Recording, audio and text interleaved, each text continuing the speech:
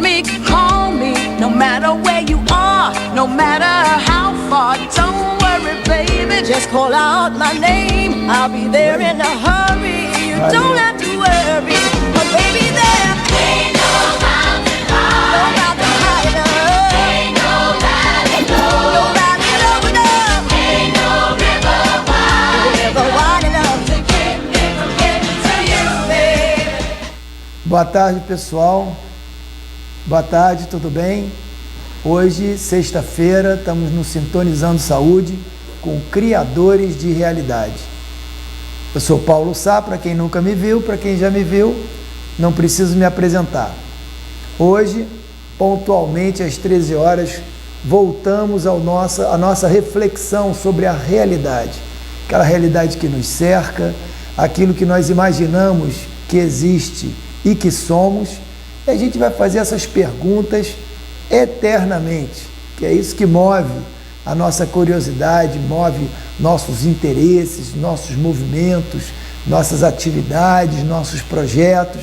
No final das contas, eles estão todos orientados por esse norte, que é a compreensão que nós temos da realidade.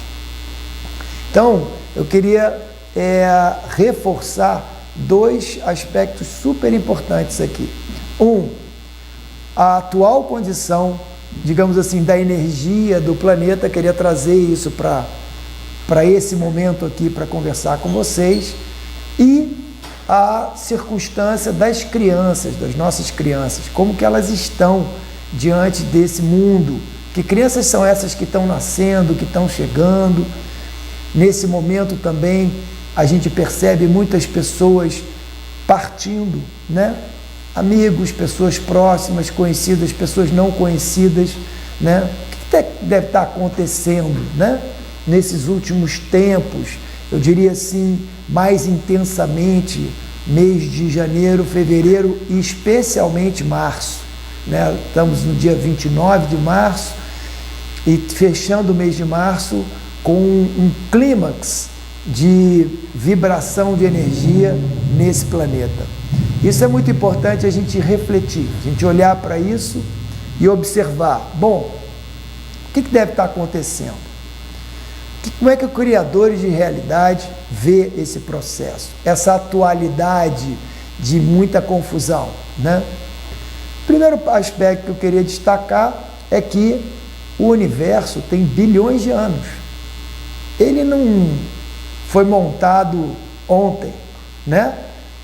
São bilhões de anos para aquilo ir se desenvolvendo, aqueles fenômenos irem acontecendo, a vida surgir, né? No planeta Terra e talvez em outros lugares que a gente não sabe, porque o universo é infinito, é enorme, nós não conhecemos praticamente quase nada do universo. Cada vez os cientistas descobrem mais coisas, mais informações e ficam intrigados com as informações que são descobertas. Antes se afirmava uma coisa que era uma certeza: a velocidade da luz é a velocidade mais rápida que tem registrada. Realmente era, né? 300 mil quilômetros por segundo, etc. Mas o que os cientistas recentemente estão vendo é que não é isso, não é bem isso. Essa velocidade tem algo que anda mais rápido do que isso. Eles estão fazendo experimentos onde eles identificam que a velocidade é tão grande que é quase que simultânea. Uma coisa que acontece aqui, na ponta do universo, acontece ao mesmo tempo na outra ponta. Como é que pode isso? Poder pode, né? Porque nós é que não sabemos. Poder pode, muita coisa pode, só nós não temos o conhecimento, né? Mas o fato de reconhecer isso desloca esse aspecto do lugar místico para um lugar científico. Não estou colocando o místico como uma depreciação ou alguma coisa menor.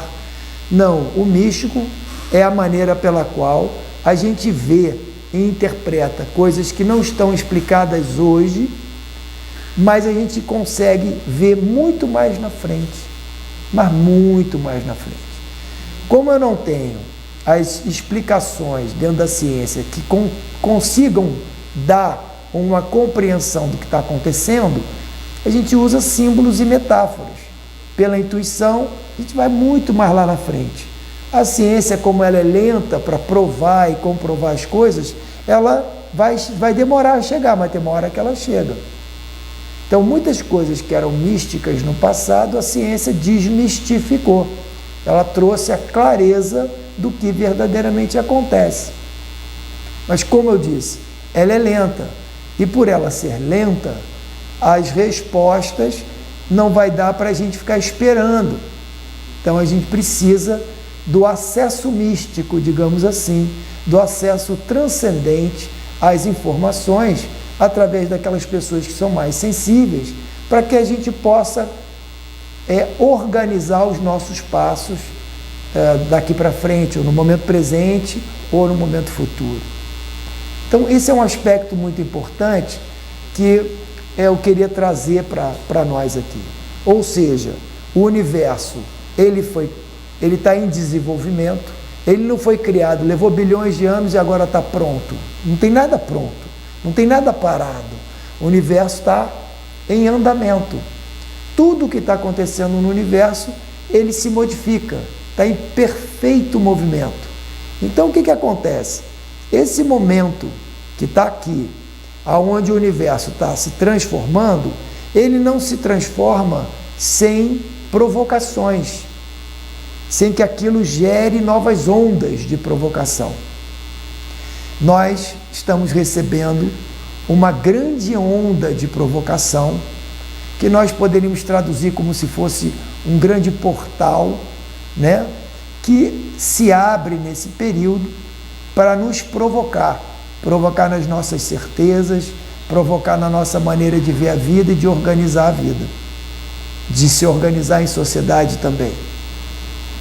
Então, nos últimos, digamos assim, nos últimos 50 anos, nós estamos recebendo uma influência de uma onda de movimento universal, do universo inteiro, uma grande onda, uma grande tsunami de energia que vai operando em todos os corpos celestes, os planetas, meteoros, luas, etc., de todas as galáxias existentes. Essa onda está afetando todos. E ela está provocando uma mudança importante em todo o universo. Isso não é uma coisa aqui voltada só para você, não. Todo o universo está sofrendo essa mudança. É uma mudança de uma escala também muito grande.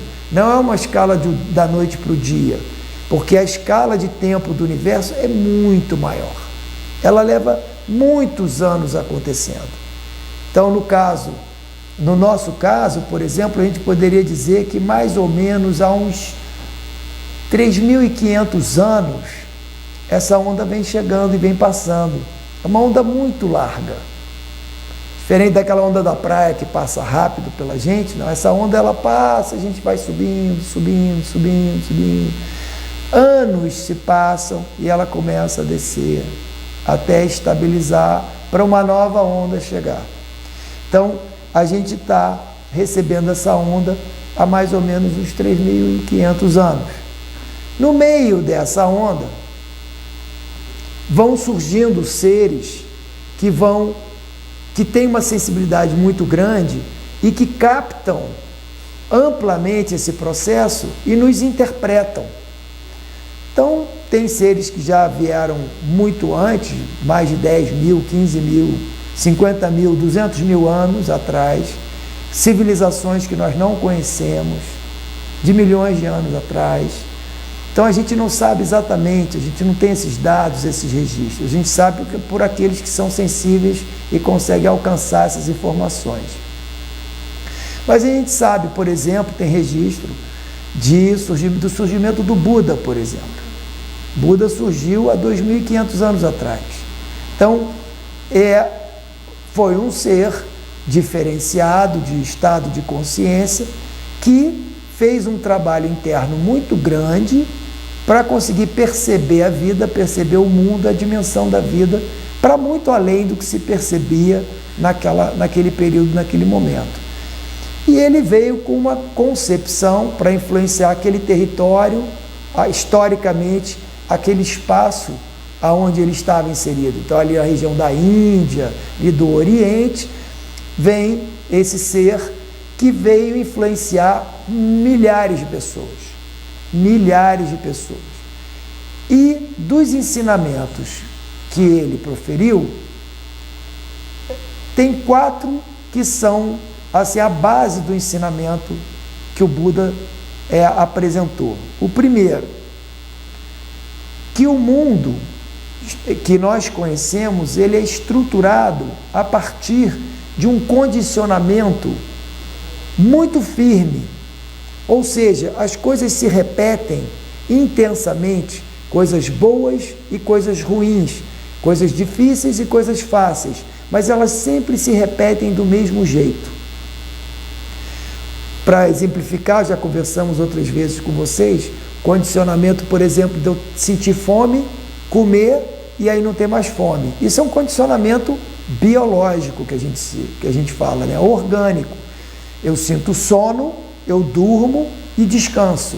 Isso é um condicionamento. Se eu não dormir, eu fico exausto, eu não vou conseguir suportar. Em algum momento eu vou cair duro e vou adormecer.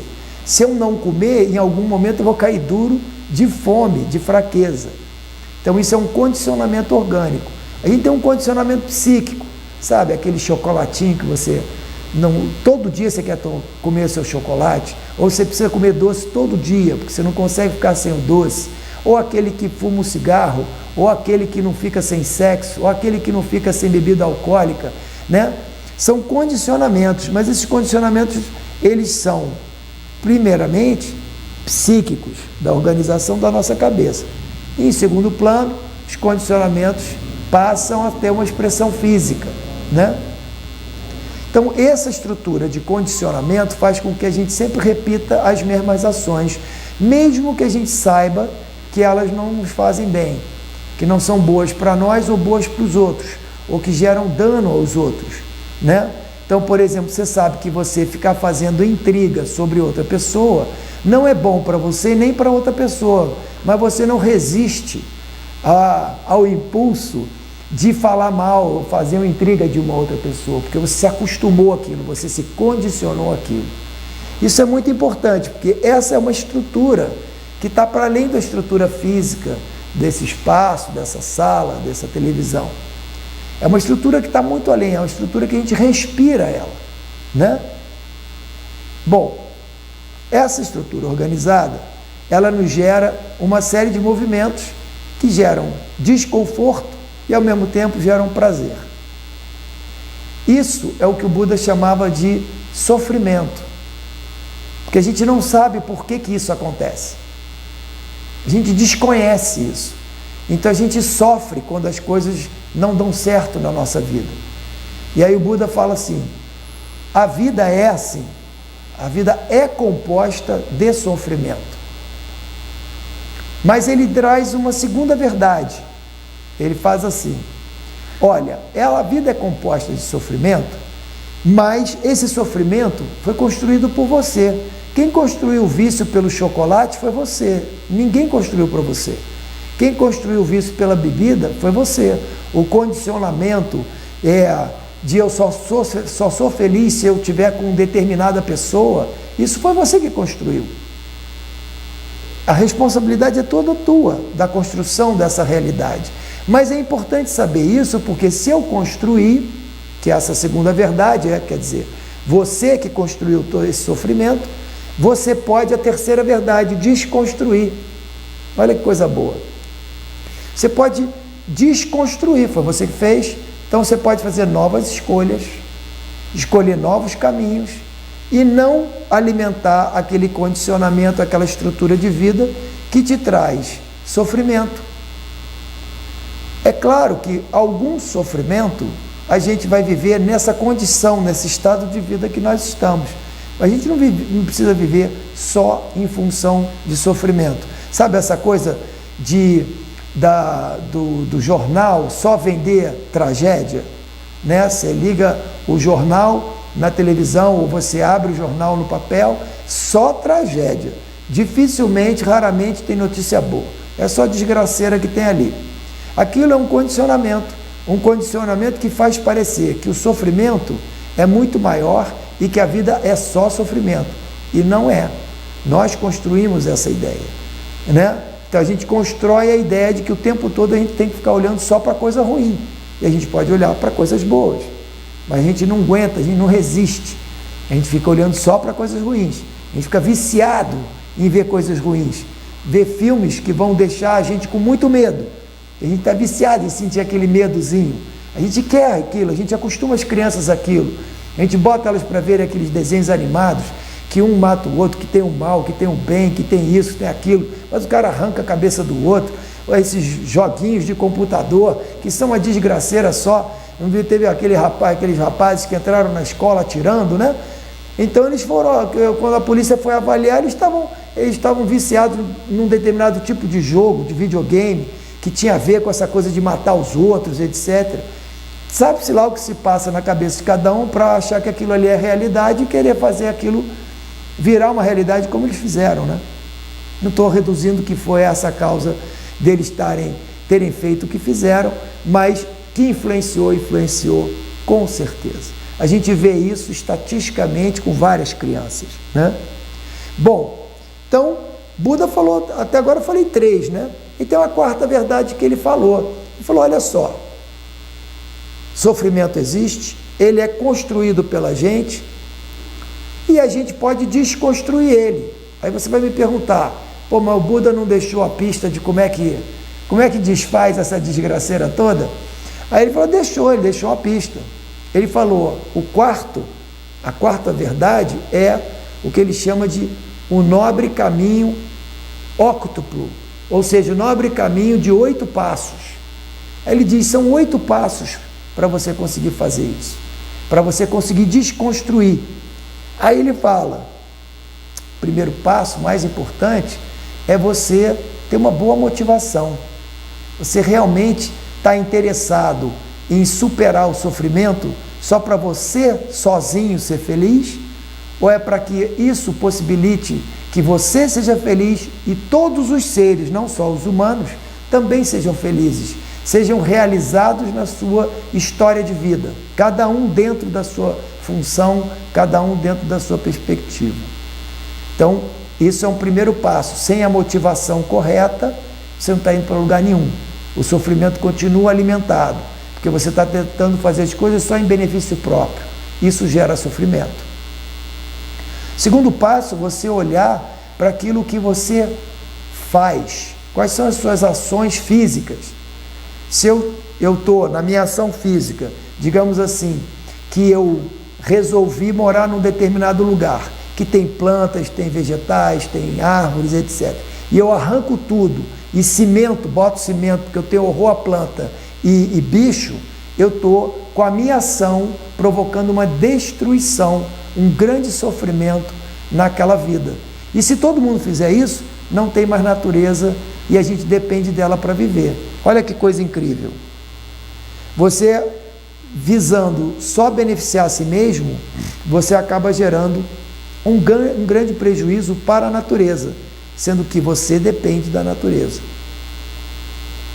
Então, as suas ações físicas, bater em alguém, né? Maltratar alguém ou algum outro ser, maltratar um equipamento, alguma coisa, não cuidar daquilo que é seu, tudo isso aqui é oriundo da natureza.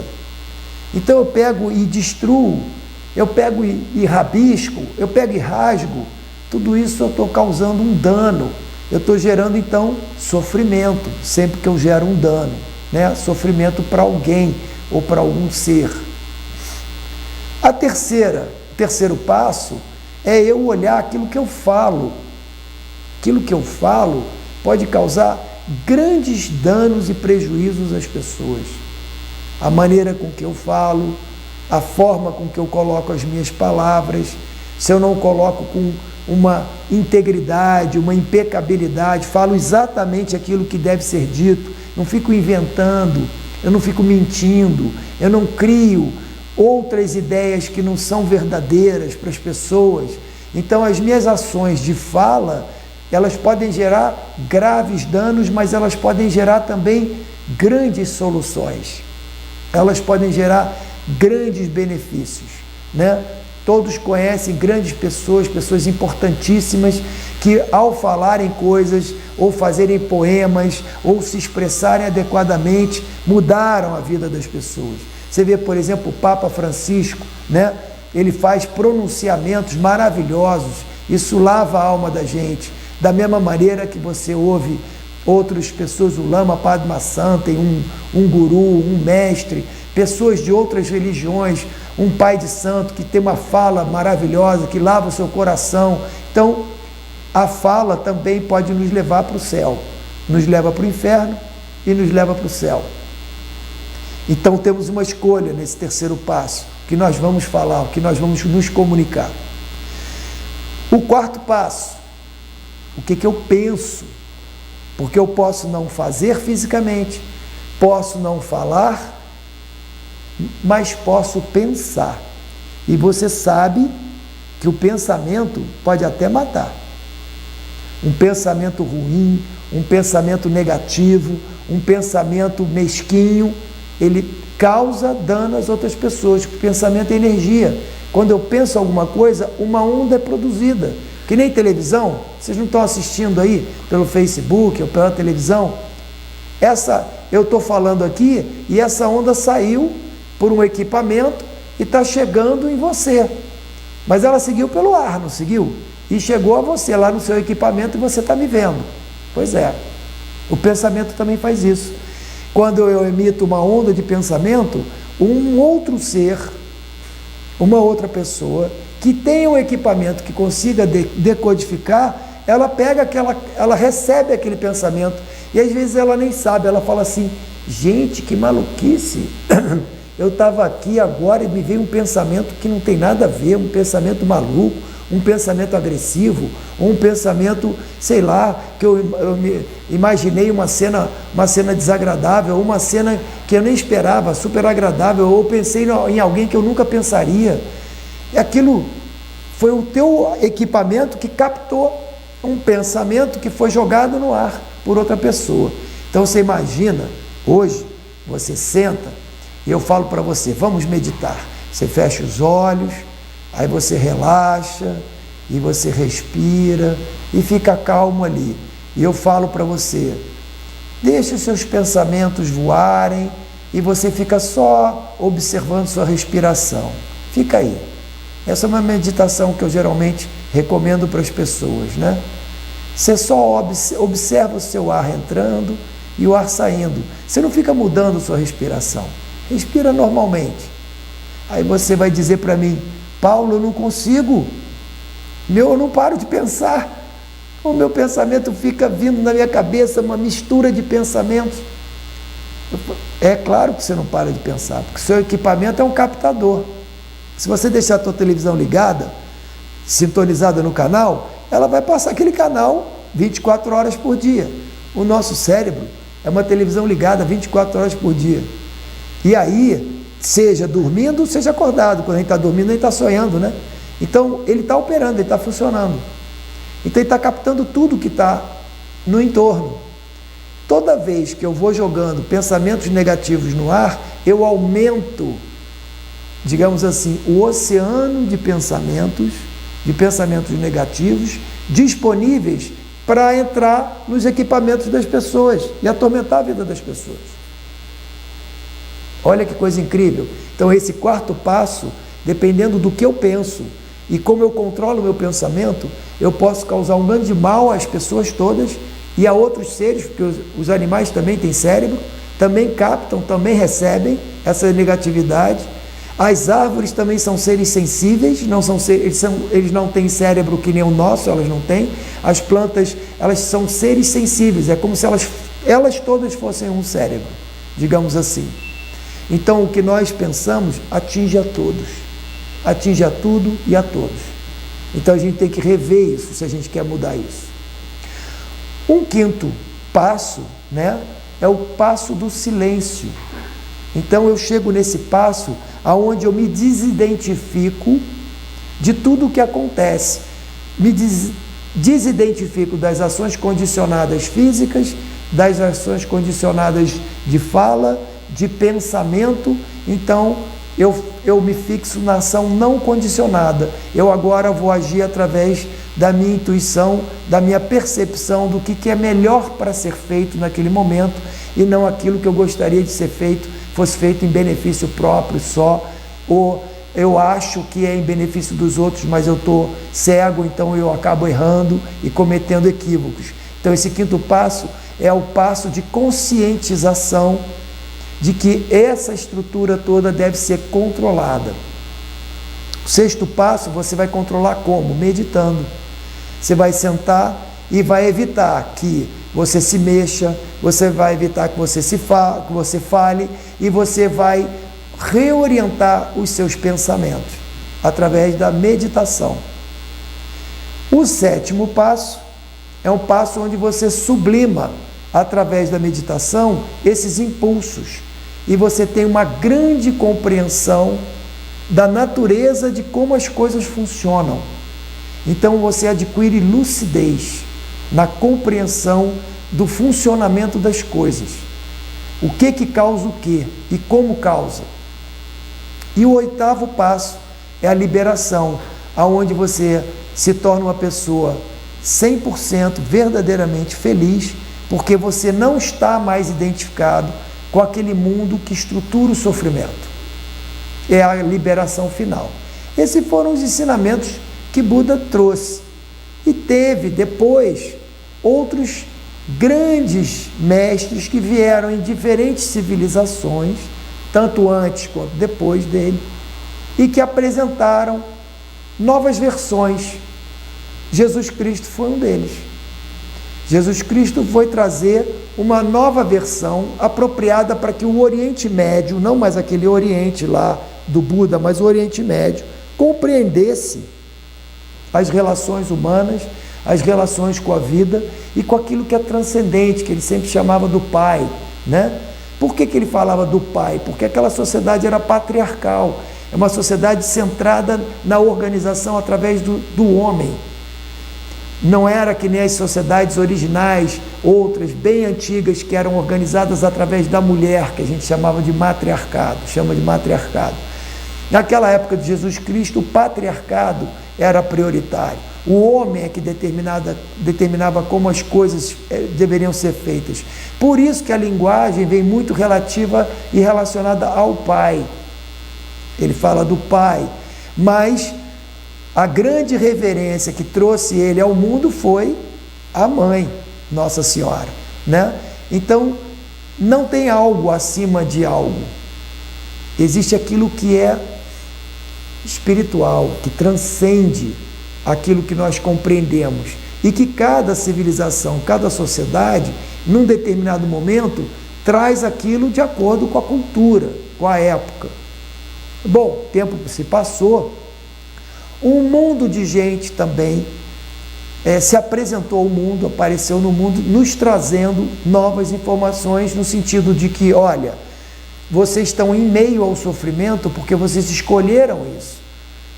Então, quando Jesus fala, eu sou o caminho, ele diz o caminho dele, o que você deve fazer. E se você for olhar, refletir sobre aquelas orientações que o Buda deu lá atrás, são muito parecidas.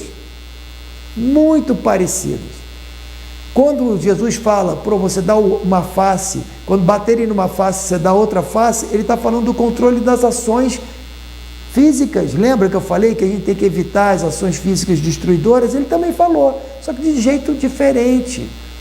Mas nós, como alimentamos o sofrimento, a gente começa a dizer que não, que um está certo e que o outro está errado, que um é melhor que o outro, que um é isso, que um é filho disso, que o outro é filho daquilo. E a gente reconstrói o sofrimento e ficamos brigando, guerreando, matamos, um país mata o outro por causa da religião, porque um acredita num troço, o outro acredita no outro. Isso daí é natural do universo? Não é. Todos esses conflitos que nós criamos no planeta, não é natural isso. Fomos nós que criamos essa estrutura de sofrimento. Que o outro tem que ter razão. Um tem razão porque é preto, o outro tem razão porque é branco, o outro porque é amarelo, o outro porque é vermelho, um porque é gay, o outro porque é macho, o outro porque é fêmea. Não tem nada disso. A gente criou isso tudo. E isso é a estrutura de sofrimento, que a gente chama de samsara. Você não sai disso, porque você está sempre escolhendo viver dessa maneira.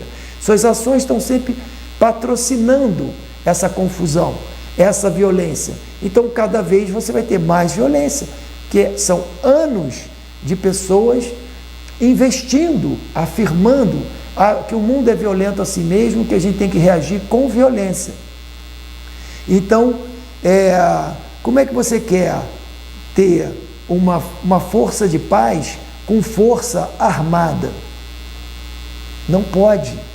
A gente nunca vai ter paz. Se cada um achar que tem que se defender numa trincheira e botar tanque, guerra, metralhadora, para um atirar no outro, nós nunca viveremos a paz. A gente vai viver a paz quando essa paz for construída internamente, dentro da gente, ao rever as nossas visões de mundo, as nossas atitudes e as nossas escolhas. Então, nesse sentido, o que a gente percebe, que eu escolhi esses dois, Buda e Jesus, mas foi só porque são os mais conhecidos, digamos assim. Mas se você for navegar por todas as religiões, tem milhares de pessoas. Só a Igreja Católica tem santo a dar com pau. Um monte de santo para cada dia do ano. Tá certo? Por quê? Porque é muita gente que veio dizer coisas importantes para a gente que a gente não entende o que é. Essas pessoas, esses seres, tipo um São Francisco, por exemplo, que eu adoro São Francisco, veio para nos dizer coisas que fazem parte dessa grande onda de mudança que o universo está nos trazendo.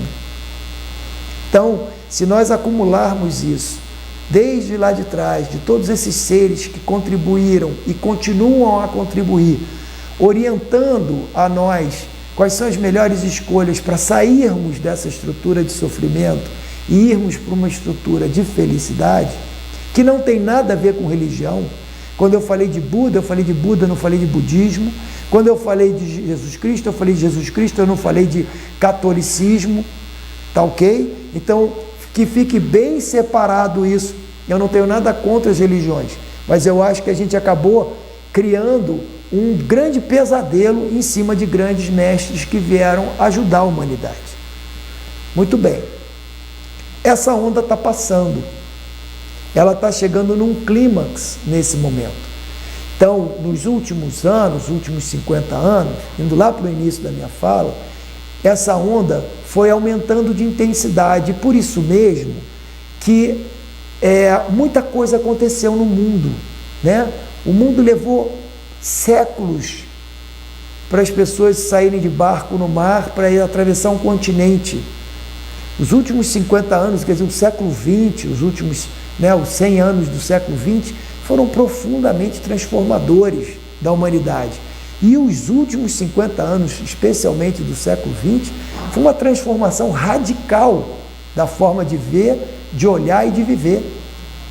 Mas, ao mesmo tempo, foram exaltadas muitas situações de sofrimento, porque a gente produziu muito sofrimento. Muito que nós falamos, muito que pensamos e muito que agimos.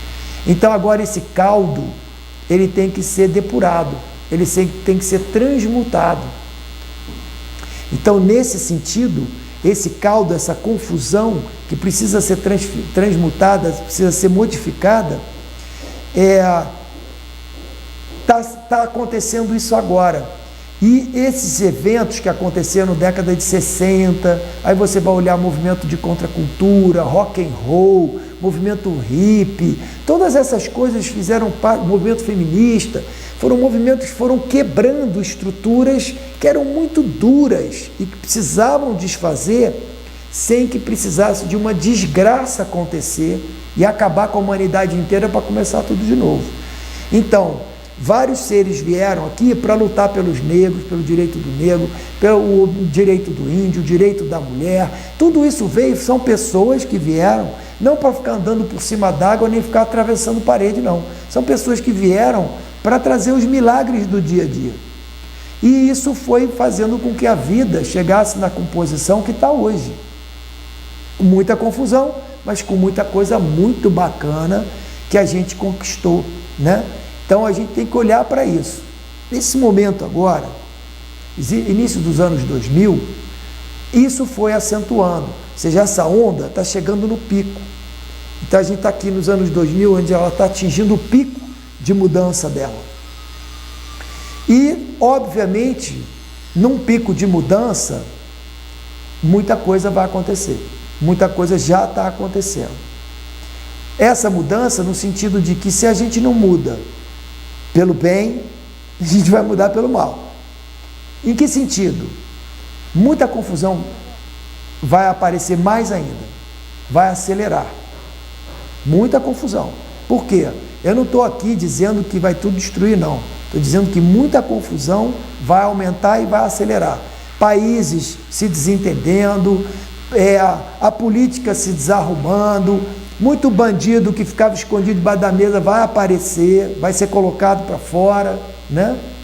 As relações humanas vão estar por um fio, as pessoas vão estar se irritando muito facilmente uma com as outras.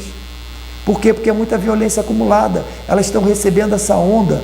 Então, ao mesmo tempo que elas estão recebendo uma onda que vai proporcionar uma mudança que nós não temos condição de vislumbrar, o homem comum não consegue ver o tamanho da mudança que está acontecendo, que está em curso.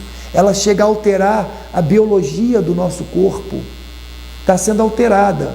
A molécula DNA, que é a chamada molécula da vida, está sendo transmutada, ela está sendo modificada o seu padrão vibratório.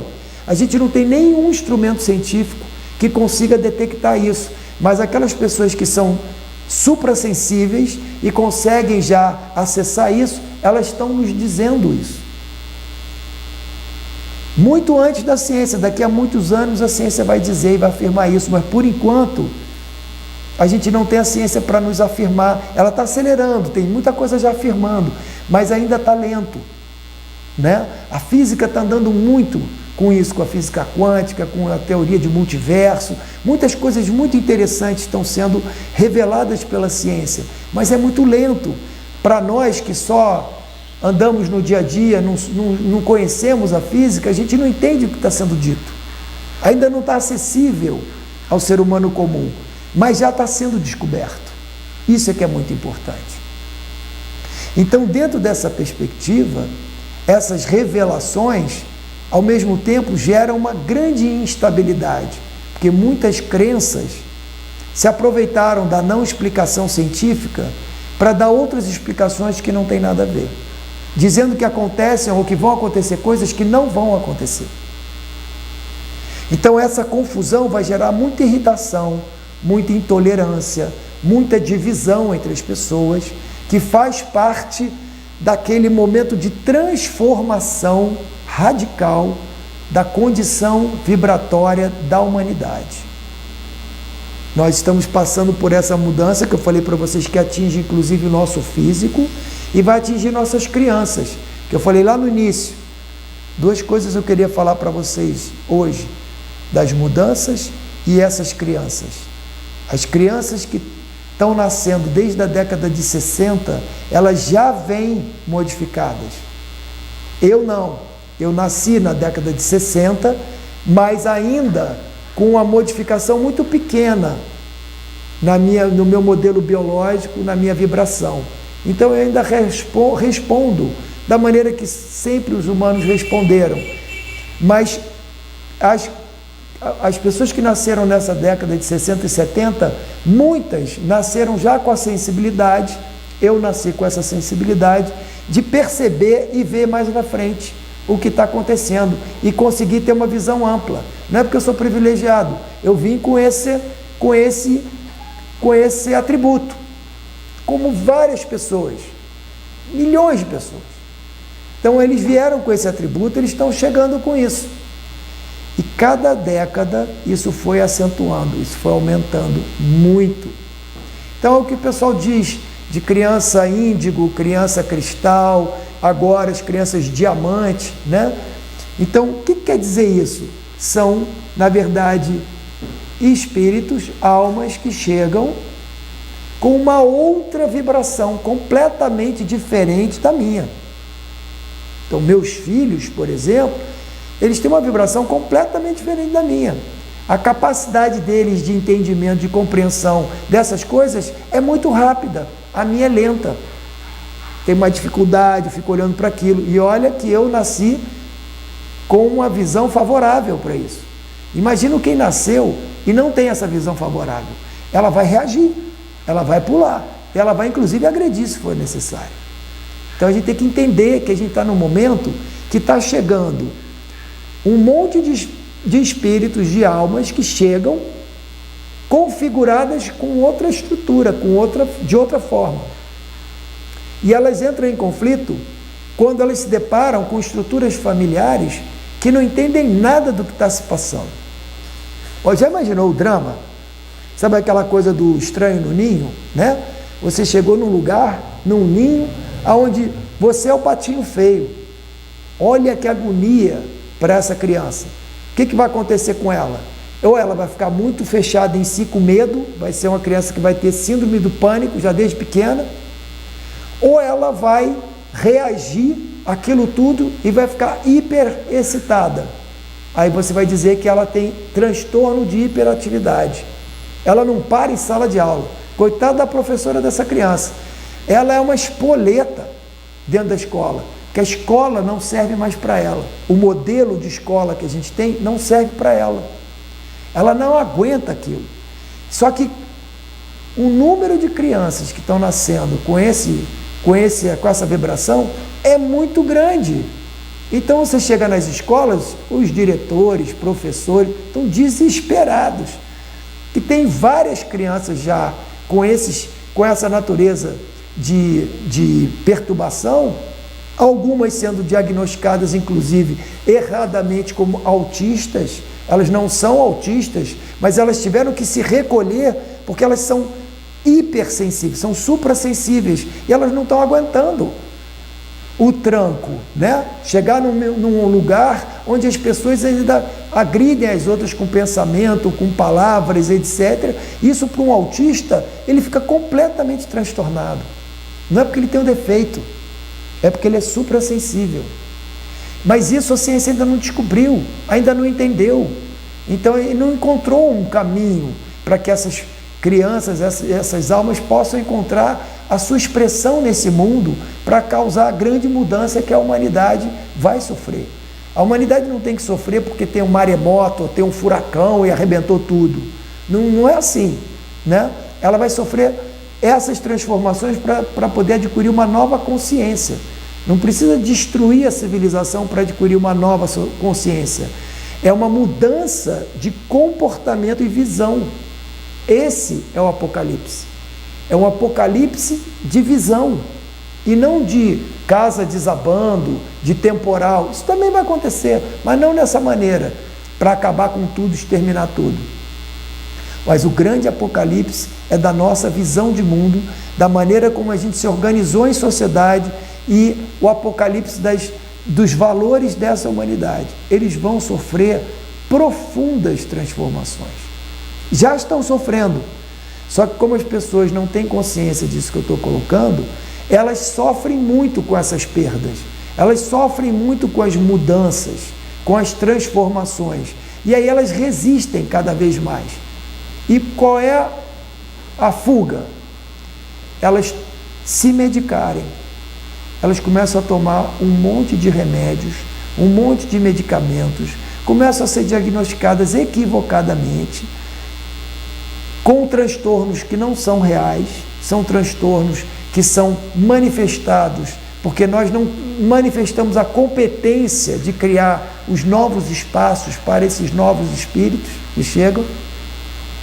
Então a gente tem uma zona de conflito, que é natural. Uma era vai acabando, a outra vai crescendo, e nessa zona de transição estamos nós aqui, para fazermos essa transformação. participarmos da mudança. Então é duro para todo mundo que está aqui. E só tem uma saída: você modificar a sua visão de mundo. Você tem que se abrir para as suas ideias. Suas ideias estão encarquilhadas. Elas não têm mais lugar no mundo são ideias passadas que serviram para a humanidade no passado, mas agora para frente elas não vão servir. Elas estão dividindo. Elas não estão somando, elas estão dividindo. Então você precisa rever todas as suas certezas, porque essas certezas estão sendo colocadas em xeque. E você rever todos os seus pensamentos, todos os seus julgamentos sobre o que está acontecendo no mundo e sobre todas as pessoas, porque tudo isso continua a ser jogado no mundo. E o mundo, para poder transformar, ele vai precisar quebrar tudo isso. E aí vai gerar dano, vai gerar o sofrimento. Por isso que eu falo, se você não mudar a sua atitude, você não alivia essa panela de pressão e o sofrimento está estabelecido e está imposto a todo mundo. Só tem uma forma, é você fazer novas escolhas em outras direções e respeitar profundamente, no íntimo, as crianças que estão chegando. São seres de luz, de pura luz que estão chegando, mas que estão sendo deformados pelo nosso processo social, pela nossa organização de sociedade, enchendo esses seres de luz com luzes artificiais, botando elas para se distrair com celular, com computador, com joguinhos, com games, com isso, com aquilo, aquilo outro. As crianças não olham umas para as outras, elas olham telas. Esses seres estão sendo corrompidos na sua luminosidade pela maneira como nós nos organizamos. Isso é muito sério e é muito grave.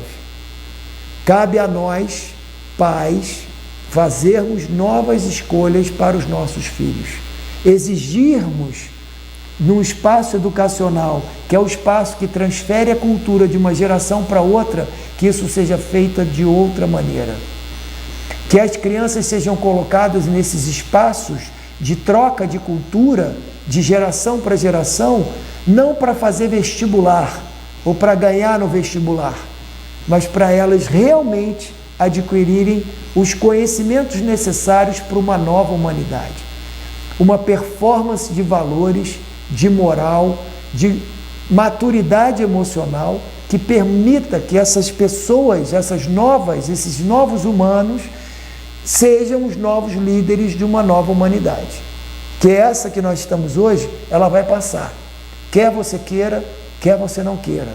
Ela pode passar indo embora todo mundo e acabando com tudo, o que é totalmente desnecessário, ou ela pode passar com uma transformação.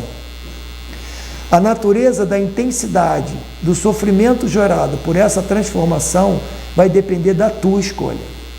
O que você escolhe fazer da tua vida e o que você escolhe seguir na sua própria vida, como um valor fundamental que não está pautado por instituição nenhuma.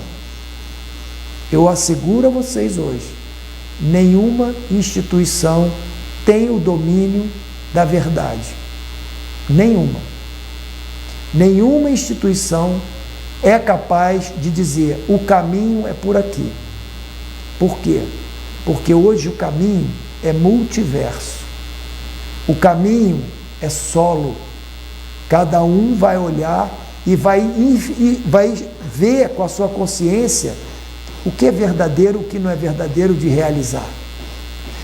E é bom que cada um, ao olhar isso, se junte, se sente com outros que escolham também ver daquela maneira, para poder depurar aquilo. Não é para fazer uma tribo para brigar com os outros, é para poder se desenvolver em comunidade, numa comum unidade.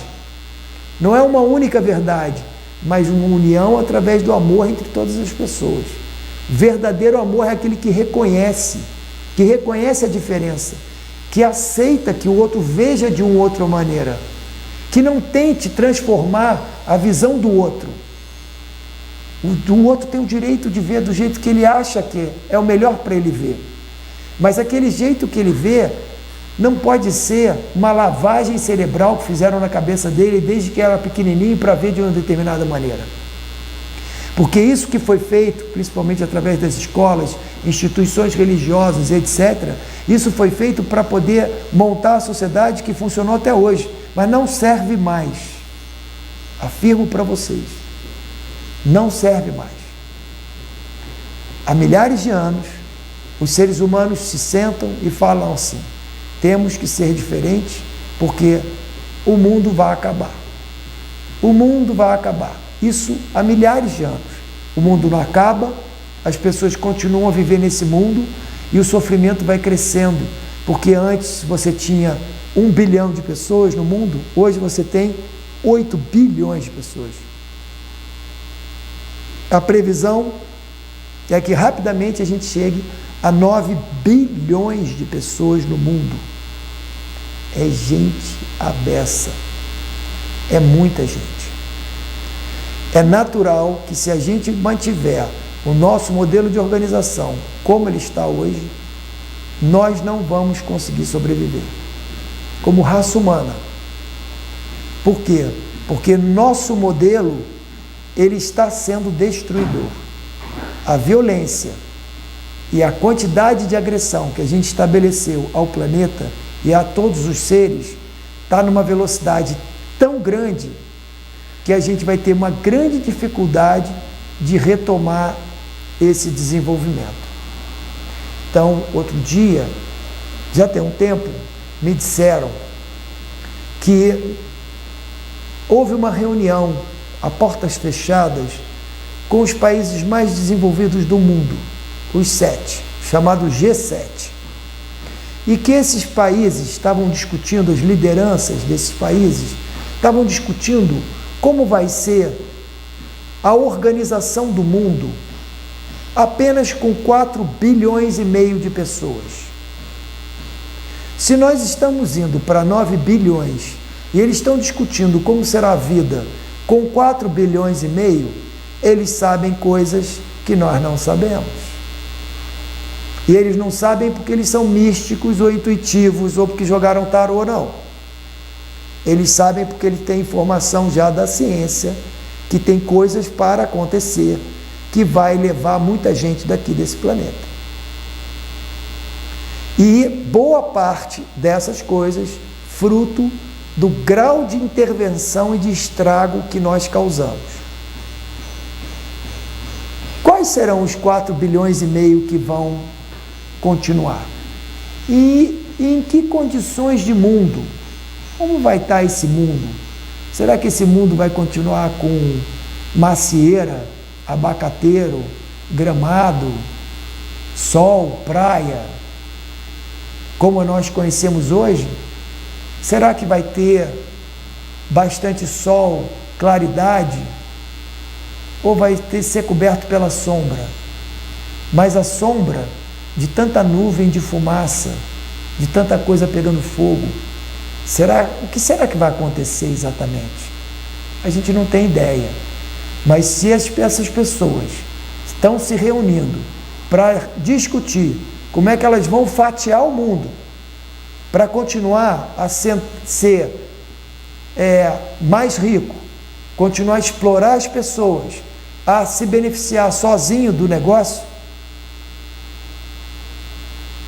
é possível que esse mundo continue com essa natureza, justamente pensando da mesma maneira que levou à destruição, você querer continuar o mundo com o mesmo tipo de pensamento? Será que vai ser possível? Não vai ser possível.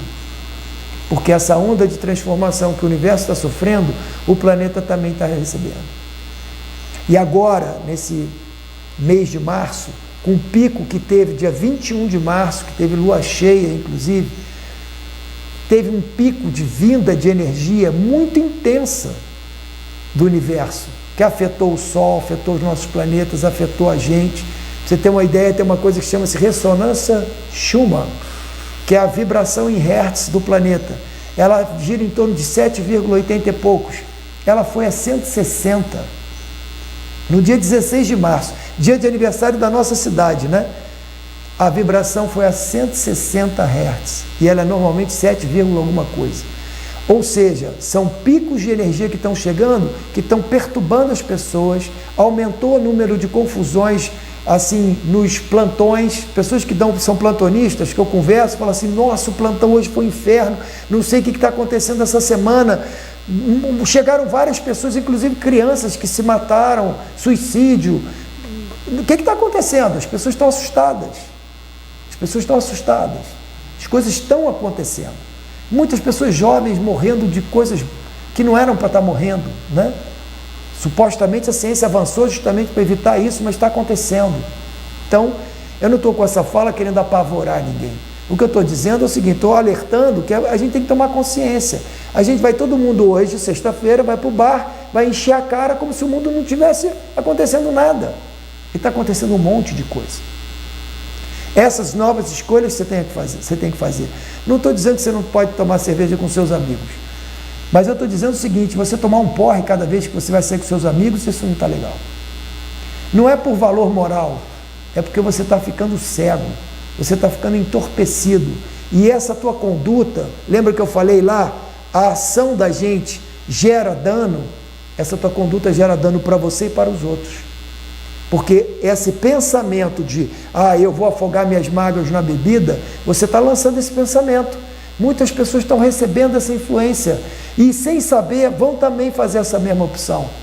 Isso não vai dar certo. Isso não vai dar certo.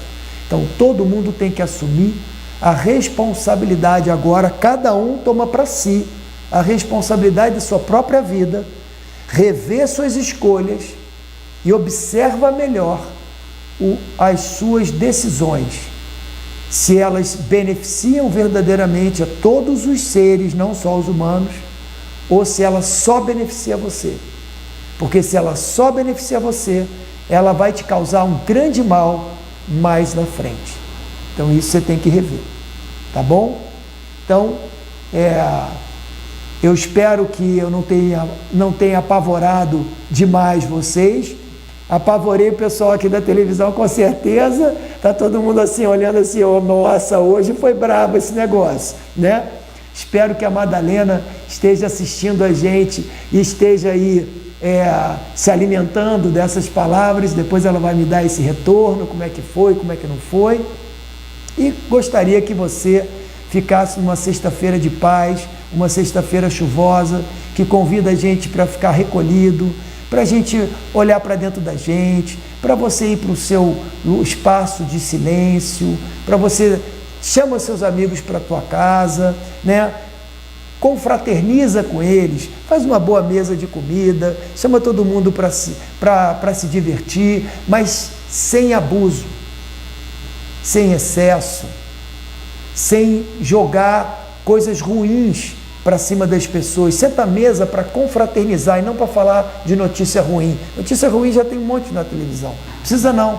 Senta na mesa para falar besteira, para rir, dar uma boa gargalhada, que essa gargalhada vai reverberar pelo mundo, né?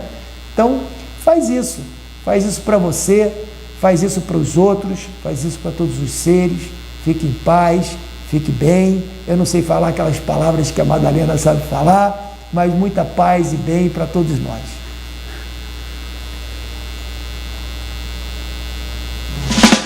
Now if you need me, call me. No matter where you are, no matter how far. Don't worry, baby, just call out my name. I'll be there in a hurry. You don't have to worry, but baby, there ain't no mountain high enough. Ain't no valley low enough. Too low. Ain't no river wide enough to keep me from getting to you, baby. Remember the day I set you free.